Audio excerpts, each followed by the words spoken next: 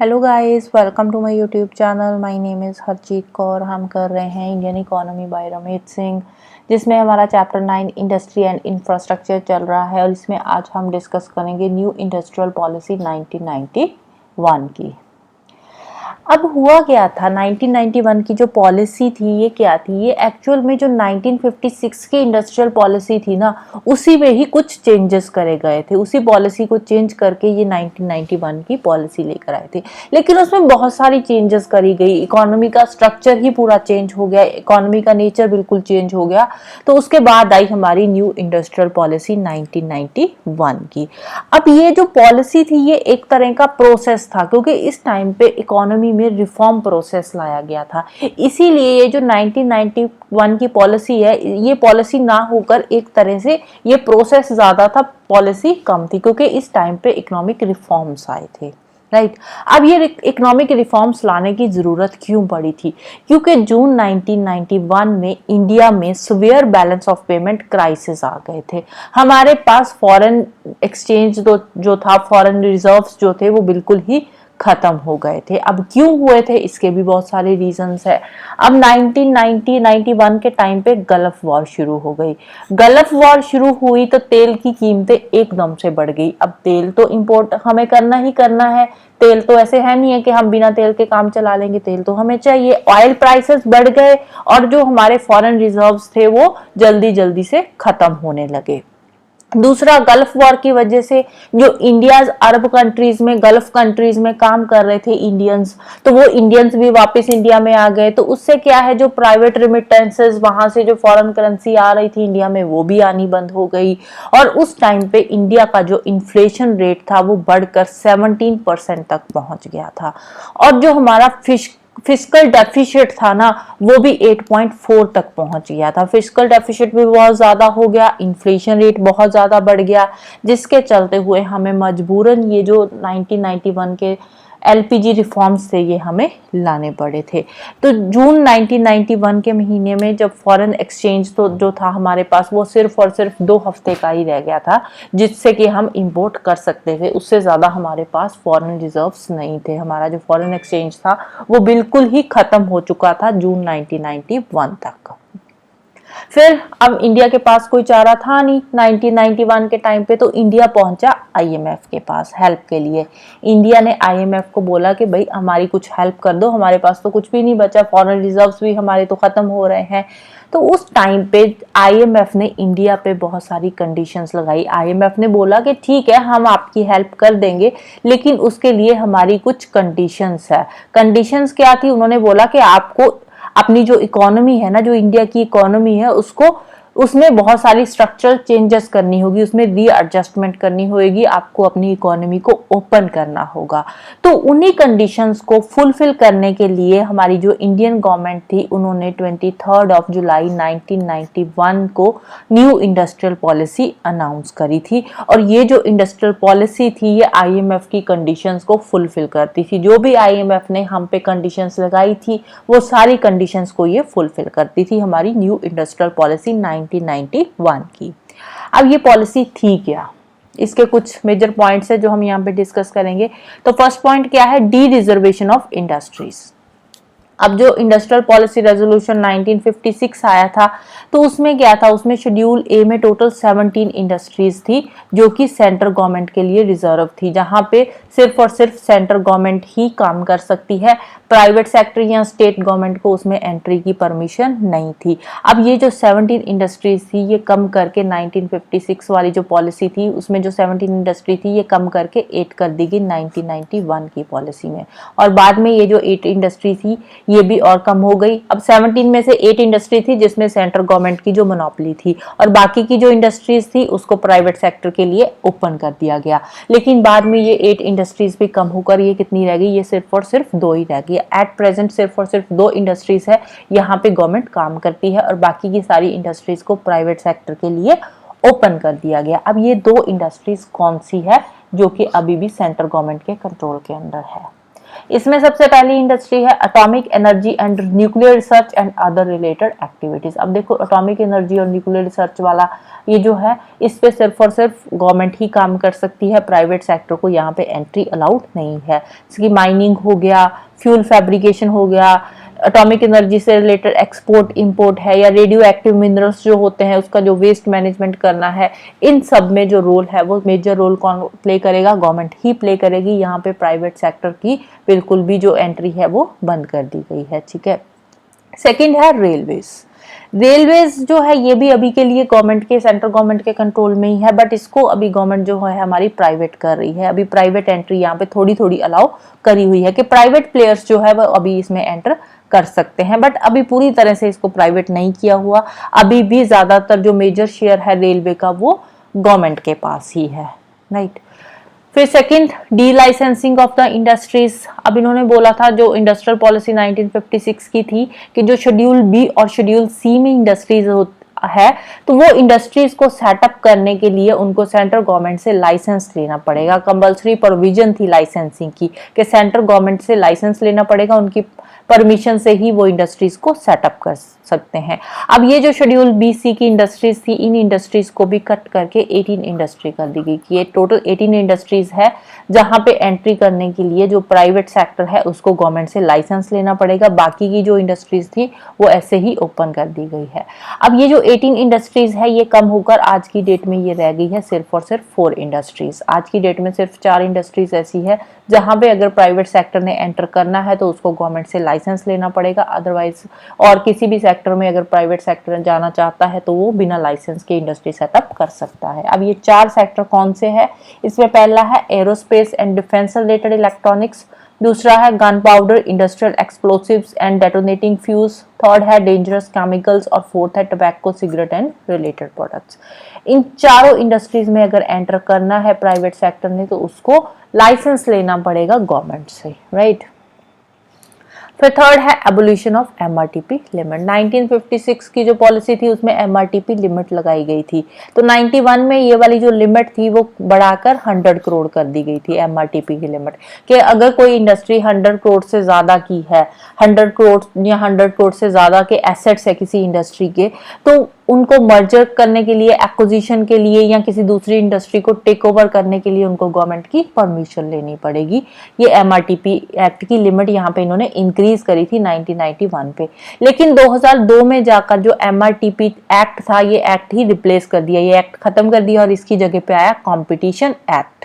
2002 में MRTP act जो था उसको रिप्लेस करके उसकी जगह पे कंपटीशन एक्ट लाया गया, और जो एमआरटीपी कमीशन था, एमआरटीपी कमीशन की जगह पर आया कंपटीशन कमीशन ऑफ इंडिया, जो कि अभी भी काम कर रहा है इंडिया में। कंपटीशन कमीशन ऑफ इंडिया आए दिन न्यूज में रहता है कि कंपटीशन कमीशन ये कर बोल रहा है, वो बोल रहा है, तो ये न्यूज में रहता है। अगर आप न्यूज देख रहे हो, फॉलो कर रहे हो न्यूज़पेपर तो आपने बहुत बार कंपटीशन कमीशन ऑफ इंडिया का नाम सुना होगा।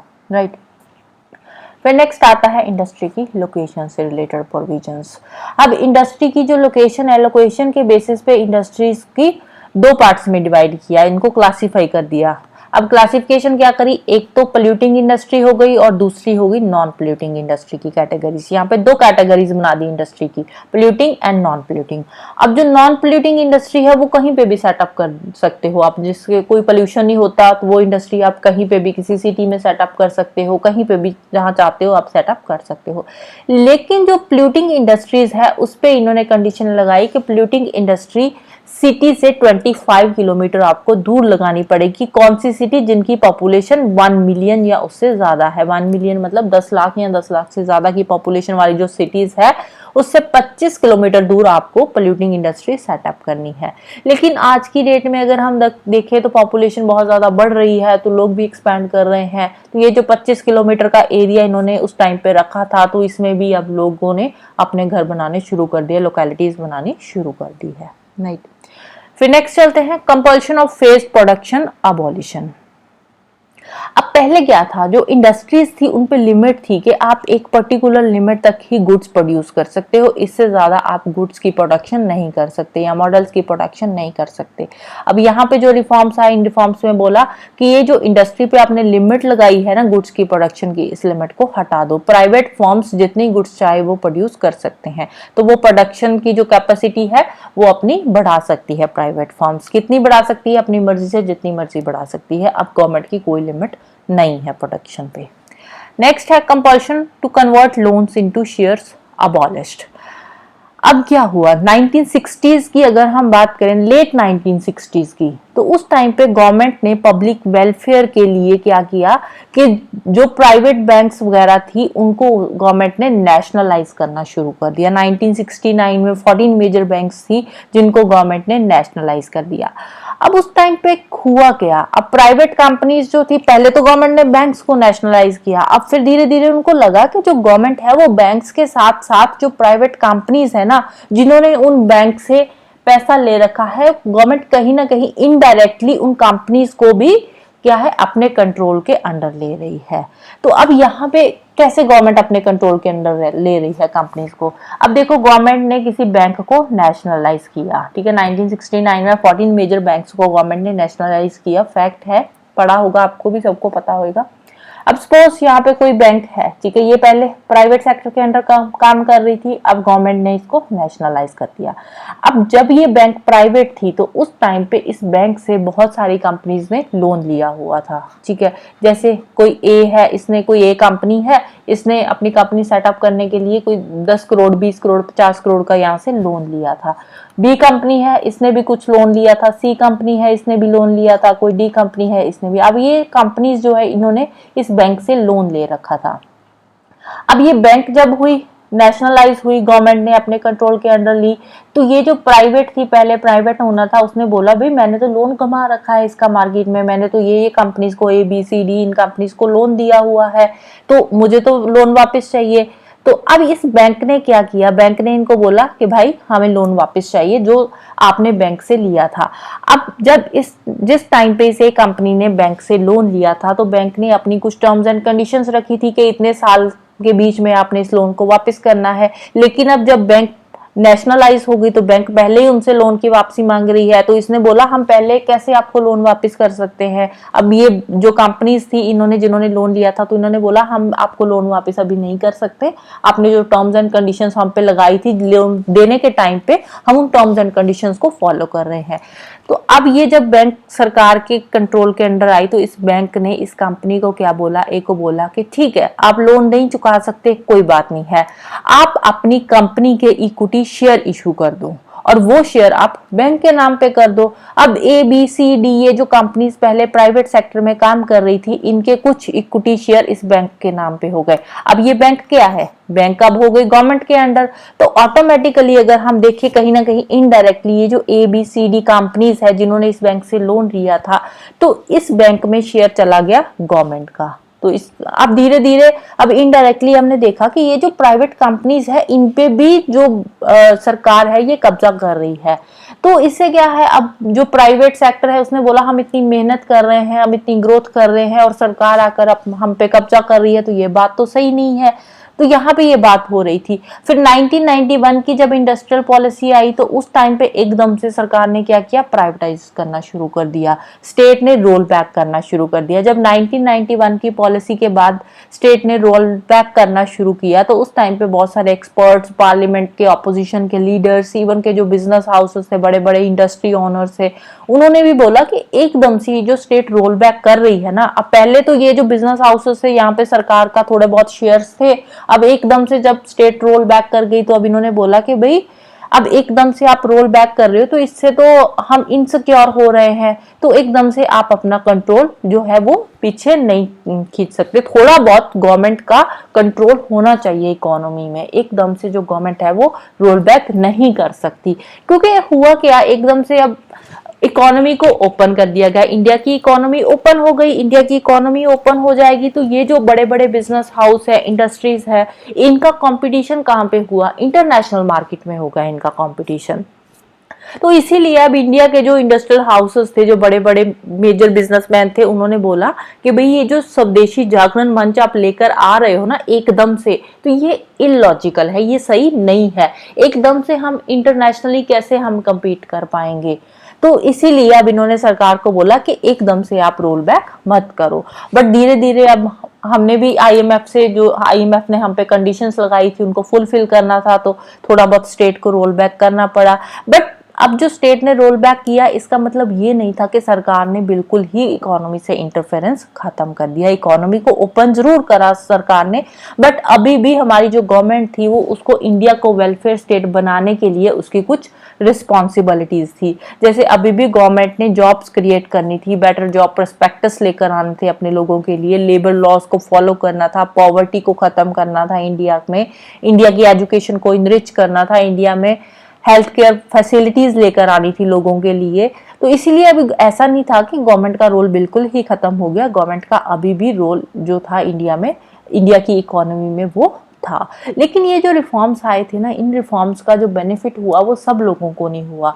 कुछ जो हमारे लोग थे उनको इन रिफॉर्म्स का बेनिफिट हुआ था, बट सारे लोगों को इनका बेनिफिट नहीं हुआ, राइट। तो इसीलिए अब ये जो रिफॉर्म्स आए थे, फिर इनकी आगे जनरेशन्स आने लगी, first generation reforms, second generation reforms, right. इसके बारे में हम आगे आने वाले चैप्टर्स में डिस्कस करेंगे। तो आज के लिए इतना ही। तो जाने से पहले वीडियो को लाइक कर देना, शेयर कर देना और चैनल को सब्सक्राइब कर लेना। Thank you, bye bye and have a nice day.